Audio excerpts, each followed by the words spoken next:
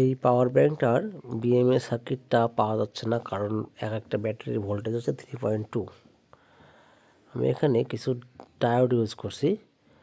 একটা diode 0.7 volt reduce করে, 0.7 volt reduce করে। তাহলে আমি এক সেকশনে 5টা করে ডায়োড দিছি, 5 × 35 3.5 ভোল্ট।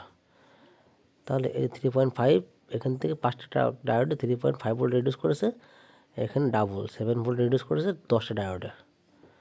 এখানে 15টা ডায়োডে 10.5, আর এখানে হচ্ছে 20টা ডায়োডে 12 ভোল্ট। এখন আমি যদি চার্জ করি তাহলে প্রত্যেকটা ব্যাটারি ব্যালেন্সে চার্জ হবে, ভোল্টেজটা ব্যালেন্স হয়ে যাচ্ছে। ভোল্টেজটা ভাগ ভাগ হয়ে প্রত্যেকটা সেকশনে ঠিকমতো ভোল্টেজ দিবে, কোনোটা বাড়বে না বা কমবে না। এটা ফুল ভিডিও পেতে অপেক্ষা করুন, আগামীকালকে পাবেন।